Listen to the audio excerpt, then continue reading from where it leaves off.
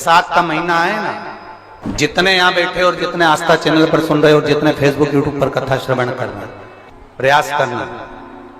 बैसाख के महीने में मिट्टी के पात्र में जो रात्रि भर जल रखा हो, मिट्टी के पात्र में अगर आपके पास में घड़ा हो, हंडा हो, नी हो, तो दिया हो, दीपक हो, कुल्लड़ हो, कोई भी तुम्हारे पास में जो मिट्टी का पात्र उसमें जल भरना, वो जल बैसाख के महीने की किसी भी सोमवार के दिन या किसी प्रदोष के दिन या बैसाख महीने के शिवरात्रि के दिन वो मिट्टी के पात्र का जल अपने घर के प्रत्येक व्यक्ति का स्पर्श कराकर उस मिट्टी के पात्र के जल को तांबे के पात्र में डाल लीजिए और घर के प्रत्येक व्यक्ति का स्पर्श करा लीजिए और शंकर भगवान पर कुंदकेश्वर महादेव के नाम से समर्पित करिए। कभी जीवन में पीछे पलट कर देखने की जरूरत नहीं पड़ेगी। आप जाकर जल चढ़ाएंगे। आप भी बना लो एक नियम कि बैसाख महीने की शिवरात्रि मुझे भी शंकर भगवान को अपने दिल की बात कहते हुए, अपने मन की बात कहते हुए, रोग मुक्ति के लिए, कार्य सिद्धि के लिए, धन वैभव संपदा के लिए, समृद्धि के लिए मुझे भी जल चढ़ा। मैं भी जल चढ़ा। एक लोटा पानी शिव जी को, उसमें बेलपत्र डालने के बाद हेड में उस जल को या कोई मिट्टी का सकोरा हो, बर्तन हो, घड़ा हो, कलश हो, उसमें भरा हुआ रखा हो, वो तांबे के पात्र में डाल लो, उसको ले जाकर चढ़ाओ। और एक और चीज का ध्यान रखना,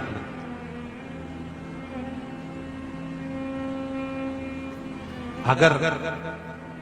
असाध्य रोग, जैसे ऐसा रोग हो जो समाप्त नहीं हो रहा हो, कैंसर, किडनी, लीवर, या किसी का डायलिसिस चल रहा हो, या लीवर काम नहीं कर रहा हो, या शरीर की कोई हड्डी जुड़ नहीं रही हो, तो जो जल शिव जी को लोग चढ़ा रहे हैं वो जल को आचमन कर लेना। और आचमन शंकर भगवान की छोटी बेटी अशोक सुंदरी के नाम से करना, उसका आचमन केवल अशोक सुंदरी के नाम से। और शंकर भगवान की सबसे छोटी लड़की अशोक सुंदरी नंदन वन में पैदा हुई, जन्म ली, नंदन वन में जन्म लिया। नंदन वन मतलब काशी। घर के छोटे बच्चों को भी बोलो, बड़ों को भी बोलो, बुजुर्गों को भी बोलो, चलो एक लोटा पानी चढ़ा के आते हैं, चलो। अगर कैंसर का रोग है या किडनी या लीवर या बुखार, पेट से जुड़ा हुआ, सिर से जुड़ा हुआ, कंधे से जुड़ा हुआ या घुटने से जुड़ा हुआ, या रीढ़ की हड्डी में कहीं पानी भरा गया हो, या कमर झुक रही हो, कोई भी रोग उधर से लेकर शरीर के अंदर नहीं भागता है और वो बेकार हो रहा है। तो बैसाख का महीना चल रहा है राकेश देवी जी, बैसाख का महीना चल रहा है। बैसाख के महीने की शिवरात्रि के दिन, बैसाख के महीने की जो शिवरात्रि आई है, हर महीने शिवरात्रि आती है, तो बैसाख की जो शिवरात्रि है, इस शिवरात्रि के दिन सुबह 8 बजे से लेकर 11 बजे के बीच में एक लोटा पानी, उसमें थोड़ा सा बेल का फल मिल जाए, उस फल का थोड़ा सा भाग, या तो बेल का फल का अगर छिलका मिल जाए तो उसमें पानी भरकर तांबे के लोटे में डाल लो, या बेल का फल नहीं मिले तो बेलपत्री को लेके उसमें डुबो दो और डुबो के बेलपत्री को बाहर निकाल दो। वो पानी भगवान शंकर को शिवरात्रि के दिन, बैसाख महीने की जो शिवरात्रि है, बैसाख के महीने में प्रत्येक महीने शिवरात्रि आती है, बैसाख के महीने की शिवरात्रि के दिन सुबह 8 बजे से लेकर 11 बजे के बीच में शंकर भगवान को अपना रोग और बीमारी का बोलकर शंकर भगवान को जल समर्पित कर आ जाओ। बाबा पर विश्वास रखकर चढ़ाना, धीरे धीरे ठीक हो जाओ। शिव से भगवान शिव की सुबह के समय जाता है। और अगर बेलपत्री का पानी नहीं मिले तो मिट्टी के पात्र का पानी, आपको कथा में कहा, मिट्टी के पात्र का पानी वो भी शंकर भगवान को समर्पित कर सकते।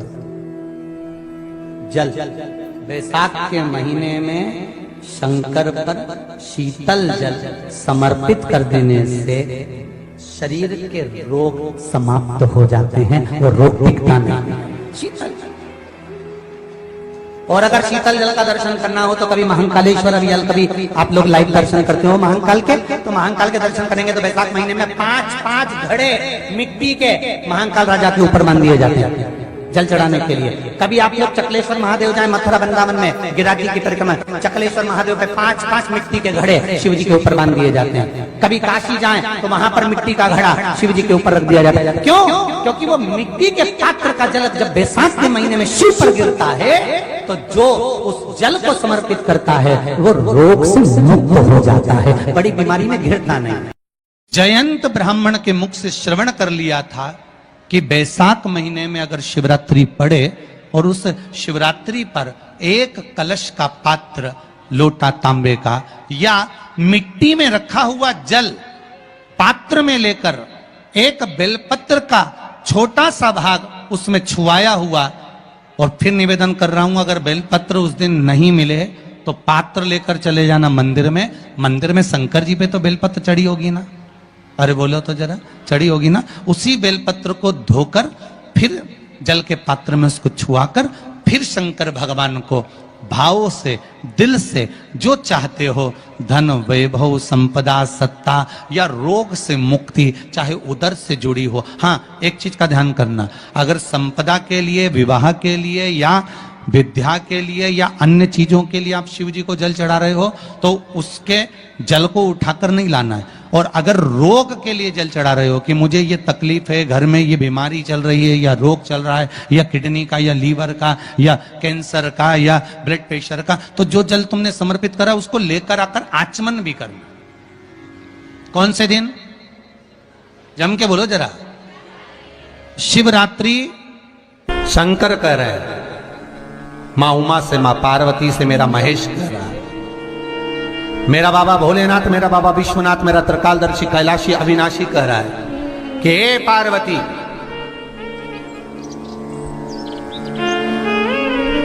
एक बीला, एक बेल जो मुझे समर्पित करता है और समर्पित करने के बाद उस बेल की महत्वता देखिए, जो बैसाख महीने में बाबा शंकर को जो चढ़ाया जाता है और 1000 अश्वमेध यज्ञ का पुण्य फल हम प्राप्त कर लेते मात्र एक फल चढ़ाकर, मात्र एक फल चढ़ाकर। हे पार्वती, संसार का मनुष्य जब मुझे वो बेलपत्र समर्पित कर, वो बेल का फल समर्पित करता है, पार्वती वो फल जो मुझे चढ़ता है, फिर मैं भले नर्मदा के जल से निकला हुआ कंकर शंकर क्यों ना हूं, फिर चाहे मैं गंगा के जल से निकला हुआ कंकर शंकर क्यों ना हूं, चाहे फिर मैं यमुना के जल से निकला हुआ कंकर शंकर क्यों ना हूं, चाहे मैं सरयू के जल से निकला हुआ कंकर शंकर क्यों ना हूं, चाहे मंदाकिनी के जल से निकला हुआ कंकर शंकर क्यों ना हूं, ए पार्वती, फिर जो भी शिवलिंग पर वो बेल समर्पित होता है वो बेल उठाकर जीव अपने कार्य में ले सकता है। ये माँ उमा से कह रहा है। तो उस बेल की महत्वता जानेंगे। अब अपन उस बेल को जानने के लिए वापिस स्कंद पुराण में चले तो स्कंद पुराण में लिखा हुआ है कि जो बेल बैसाख के महीने में शंकर को चढ़ाया जाता है वो बेल का फल उठाकर रख लिया जाता है। बैसाख के महीने में उस चढ़े हुए, बाकी के आपको बेल का फल खाना हो तो बात दूसरी, पर चढ़ा हुआ जो बेल का फल है वो पूरा बैसाख नहीं खाना। बैसाख के बाद में अगला जो महीना आए उस महीने के अंदर उस फल के अंदर का गुर्दा निकालकर उसको सुखा लीजिए और सुखाकर जिस व्यक्ति को पथरी की बीमारी हो और जिस व्यक्ति को पेट में बहुत भोजन पचता ही नहीं है, पूरा शरीर पाचन क्रिया बेकार हो गई, उस व्यक्ति को केवल 7 दिन तक शंकर पर चढ़ा हुआ वो बेलपत्र प्रदान कर दीजिए। पथरी भी बाहर और पाचन क्रिया भी ठीक, जिंदगी भर तकलीफ नहीं। उस बैसाख में उस फल की इतनी महत्वता बाबा भोलेनाथ स्कंद पुराण, लिंग पुराण, नर्मदा पुराण, पद्म पुराण के अंतर्गत, शिव महापुराण के अंतर्गत वर्णन कर, उसकी महत्वता है। वो बेल का फल साधारण नहीं हो सकता। अब मंदार का जो पुष्प होता है, आंकड़े का जो फूल होता है, एक सफेद कलर का भी होता है और एक गुलाबी कलर का भी होता है। देखा है आप लोगों ने? बोलो, जम के बोलो, देखा है ना? गुलाबी कलर का जो पुष्प होता है वो आप मंदार का, आंकड़े का जो गुलाबी कलर का पुष्प होता है आप टीवी पे देख रहे होंगे, एक सफेद देख रहे होंगे, एक मंदार का गुलाबी फूल, नीला कलर का फूल देख रहे होंगे। जो नीला कलर का जो पुष्प होता है, गुलाबी कलर का जो आंकड़े का फूल होता है, प्रयास करना। जब किसी विषम परिस्थिति में फंस गए, विषम परिस्थिति, जब आपको लग रहा है कि मुझे बहुत भय लग रहा है, कुछ बुरा होने वाला, आपको लग रहा है आज मेरी उल्टी आंख बहुत फड़क रही है, कुछ गड़बड़ होने वाला है, आपको लग रहा है मेरी सीधी आंख फड़क रही, कुछ गड़बड़ होने वाला है, तब केवल वो नीला जो गुलाबी पुष्प है मंदार का, उसको कहीं से लाकर शिवालय में अशोक सुंदरी वाली जगह पर स्पर्श कर कर शिवलिंग पर आप चढ़ा दीजिए। आपकी विषम परिस्थिति कैसी भी होगी वो रास्ता बनाकर बाहर निकल जाएगी, आपको फंसना नहीं, परेशान नहीं। मंदार आंकड़ा, सफेद आंकड़े का पुष्प भी भगवान शिव को समर्पित होकर, जैसे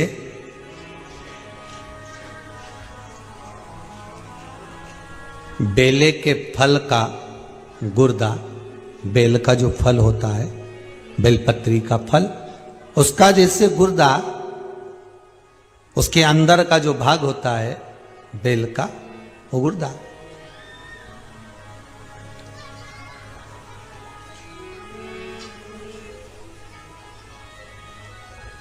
उसको अग्नि में जलाकर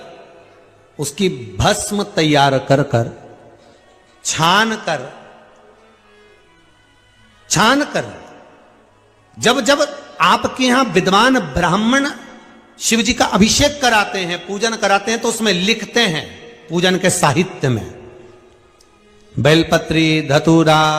दुर्वा, ये उसमें नीचे लिखेंगे भस्म। लिखते कि नहीं लिखते? लिखते हैं ना, भस्म अभिषेक में चाहिए रहती है। तब उस भस्म का थोड़ा सा भी भाग आप अगर शिव को समर्पित कर रहे हो तो ये जान लें कि शंकर मनवांछित फल प्रदान कर रहे हैं, शिव फल प्रदान कर रहे हैं।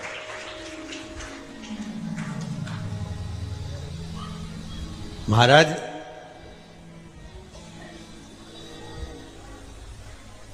बेलपत्री के वृक्ष के नीचे बैठकर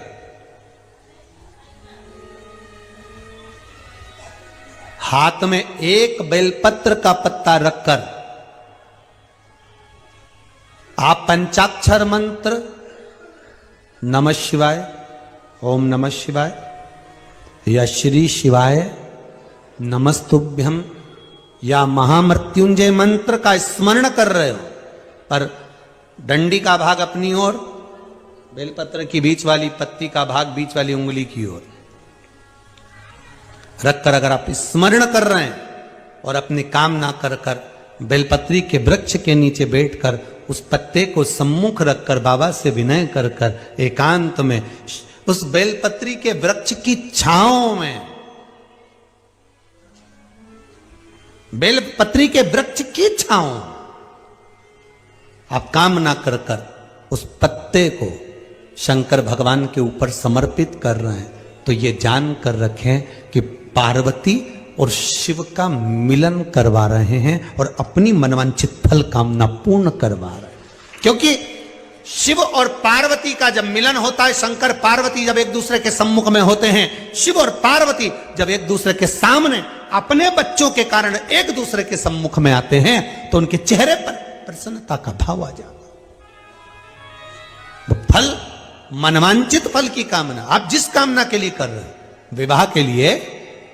नौकरी के लिए, सर्विस के लिए, व्यापार के लिए, रोग मुक्ति के लिए, आप जिस कामना से कर रहे हैं, ईश्वर महादेव, जो व्यक्ति पथभ्रष्ट हो जाए, जैसे मदिरा के नशे में पड़ गया, कहीं जुए में पड़ गया, कहीं मांसाहार में पड़ गया, कहीं व्यसन में पड़ गया, कहीं गलत काम में अगर कोई जा रहा है, तो श्रम्भेश्वर महादेव के नाम से काली तिल भगवान शिव को समर्पित करी जाती है। महाराज काली तिल को वापस उठाकर ले आते हैं, उसी काली तिल को जो मदिरा का नशा करने वाला होता है या जो गलत व्यसन में डूबा हुआ होता है, उसको वो सुबह के समय अगर नहीं खाता तो भोजन के साथ उसको दिया जाए। शर्म